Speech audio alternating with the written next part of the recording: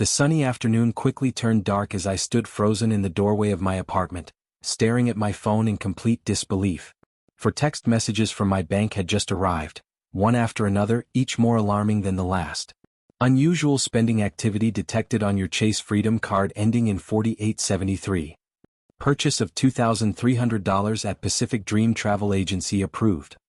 Purchase of $450 at Luxe Designer Outlet approved. Multiple additional purchases totaling $400 plus approved in the last hour. My hands trembled as I slid down against the wall, landing hard on the floor. I had just paid my rent yesterday, $200 that had nearly cleaned out my checking account. I was already planning to eat ramen for the next 2 weeks until payday. There was absolutely no way I had made these purchases. This has to be a mistake, I muttered, immediately calling my bank with shaking fingers. After navigating the frustrating automated system and waiting on hold for what felt like an eternity, a customer service representative finally answered. "Thank you for calling Chase, this is Miguel. How can I help you today?" "Someone's using my credit card," I blurted out, my voice cracking. "I'm getting texts about purchases I didn't make." "I understand how concerning this must be, Mr. Roberts," Miguel replied after verifying my identity. "Let me check these recent transactions for you." I held my breath as I heard his keyboard clicking. "Yes, I'm seeing several charges made today. There's a charge of $2,300 at Pacific Dream Travel Agency at 2:14 p.m., a charge of $450 at Luxe Designer Outlet at 3:22 p.m., a charge of $220 at Bella Vita Restaurant at 3:45 p.m., and a charge of $180 at Serenity Day Spa at 4:10 p.m. Do you recognize any of these transactions?" My stomach dropped. "No, none of them. I've been at work all day. I just got home." "I see. All of these purchases were made in person at Highland Mall and surrounding businesses. Was your card lost or stolen, Mr. Roberts?" I frantically reached for my wallet in my back pocket. Opening it, I discovered with horror that my credit card was missing. It's gone," I stammered. "But I don't understand. I had it yesterday. I used it to buy groceries."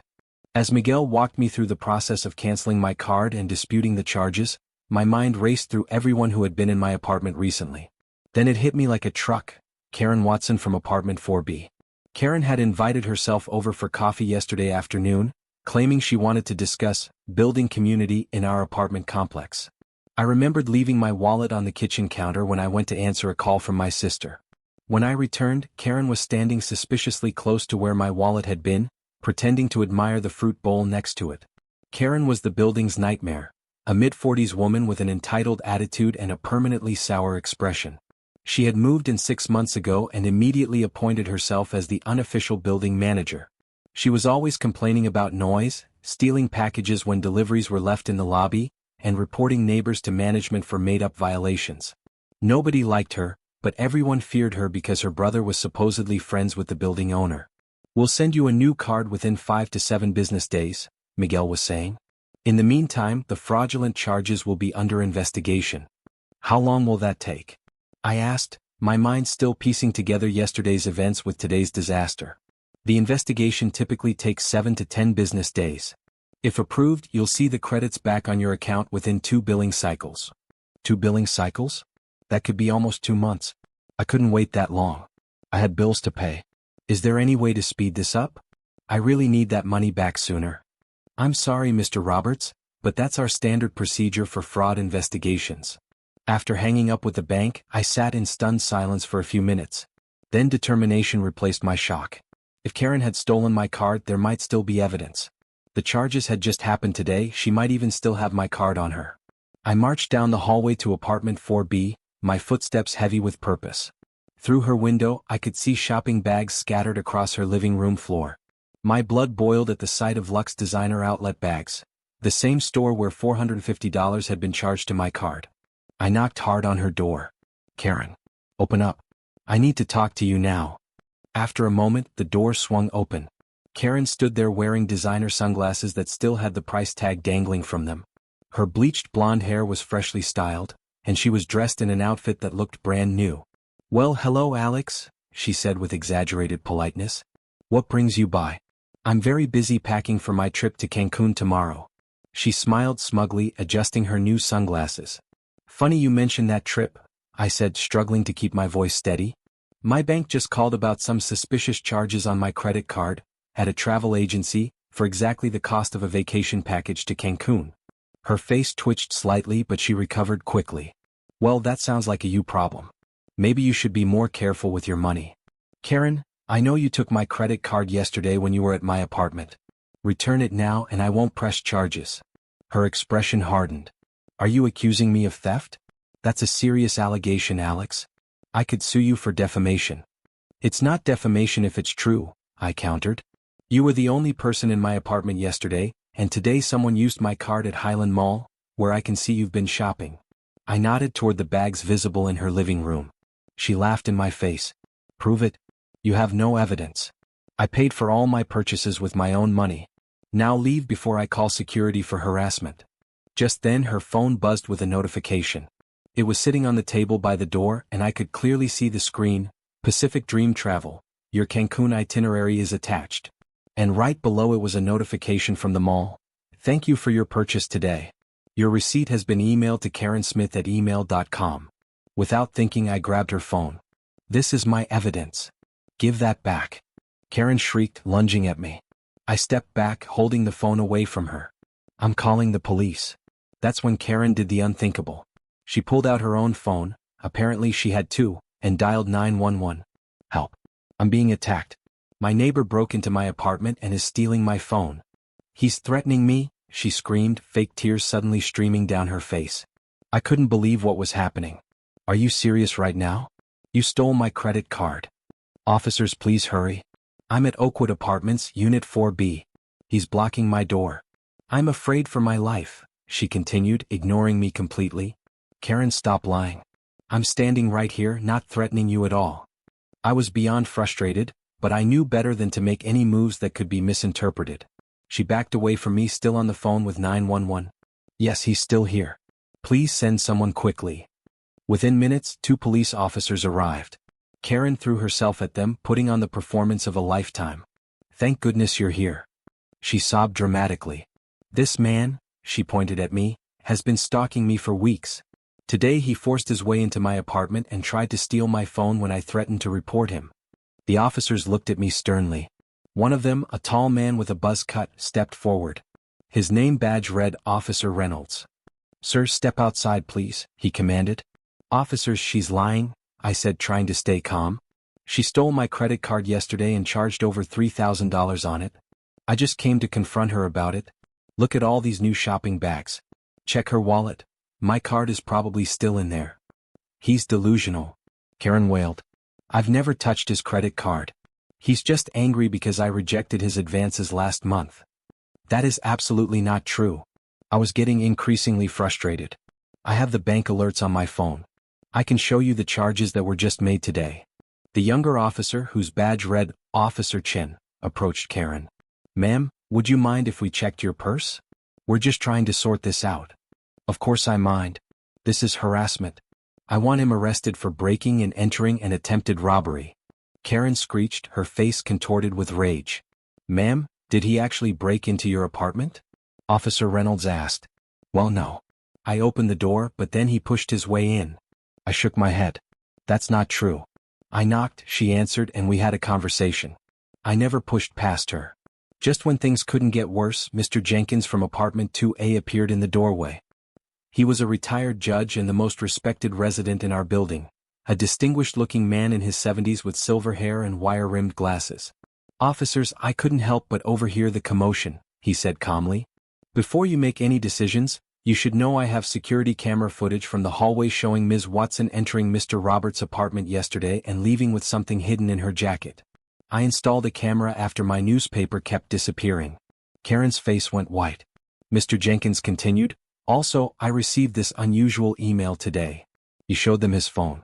Ms. Watson accidentally forwarded her travel itinerary to the entire building email list instead of just to her sister. The confirmation shows it was paid for with a credit card ending in 4873. I gasped. That's my card number. The officer's demeanor changed immediately. Officer Chin asked to see Karen's purse. I don't consent to a search. This is a violation of my rights. Karen backed away, clutching her designer handbag to her chest. Ma'am, We have reasonable suspicion to believe you're in possession of stolen property, Officer Reynolds said firmly. We can do this here or at the station. Cornered, Karen threw her purse at Officer Chin and made a dash for the door, but Officer Reynolds caught her arm. That's enough, ma'am. Please calm down. Officer Chin carefully examined the contents of Karen's purse. Inside were 3 credit cards, 2 with her name and 1 with mine. Is this your card, sir? Officer Chin asked, holding up my Chase Freedom. Yes, that's it. That's not what it looks like. Karen was frantic now. Alex gave me permission to use his card. We're friends. Tell them, Alex. No, I absolutely did not give you permission, I said firmly. You stole it from my wallet yesterday when I left the room to take a phone call. Officer Reynolds was now reading Karen her rights as he handcuffed her. She was having a complete meltdown, screaming, crying, and threatening everyone with lawsuits. You can't do this to me. Do you know who my brother is? He plays golf with Judge Harrison. He'll have both your badges. As they led her away, she turned to me with pure hatred in her eyes. You'll regret this, Alex. My brother knows people.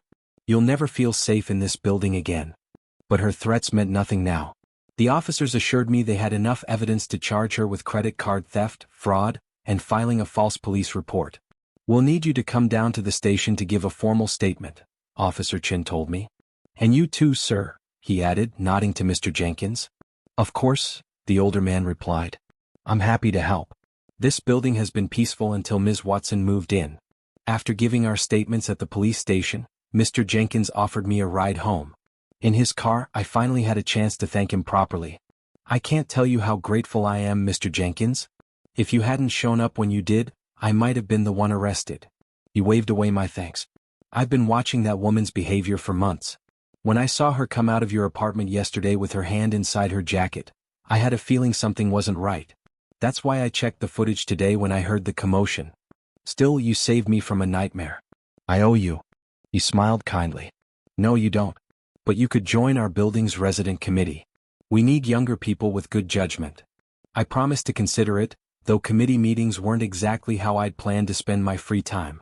2 weeks later, I was sitting in the courtroom watching Karen's sentencing. She had hired an expensive lawyer who tried to paint her as a victim of misunderstanding, but the evidence was overwhelming. Especially damning was the discovery that she had previous charges for similar scams in other cities, which she had managed to keep off her rental application.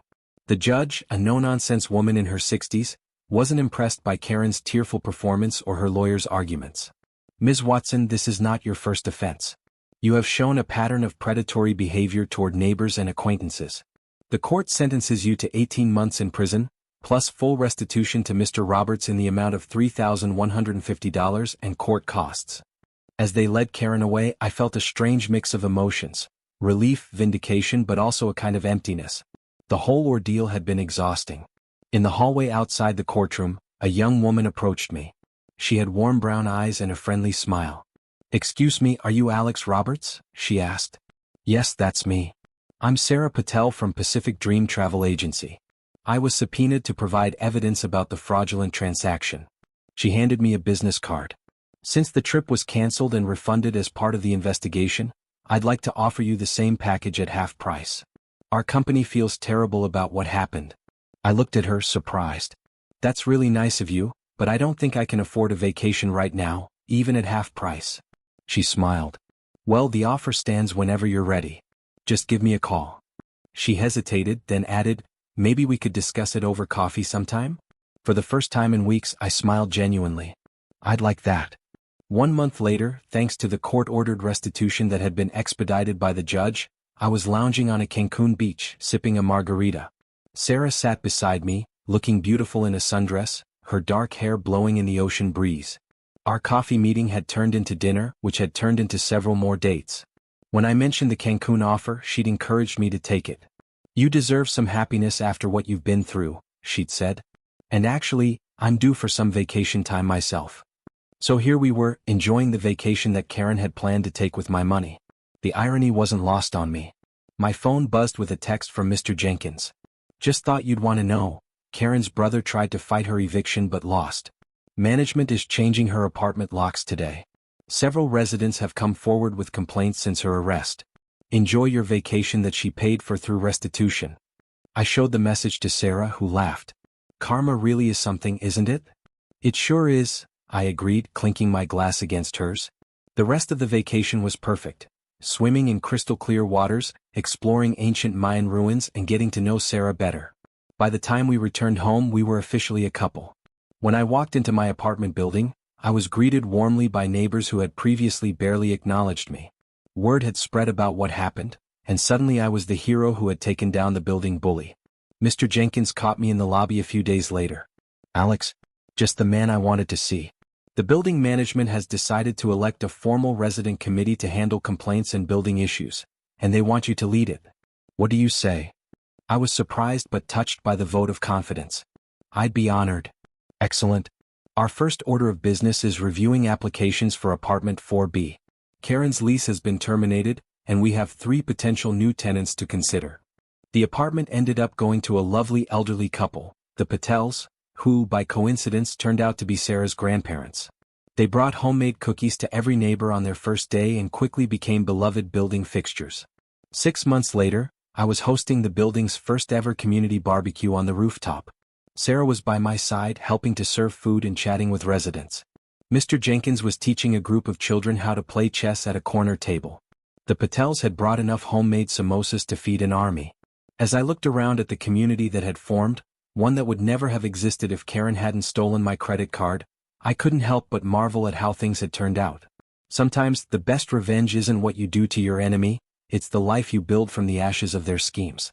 Karen had tried to steal my money, but instead she had given me a free vacation, a wonderful girlfriend, newfound respect from my neighbors, and a stronger community than our building had ever known.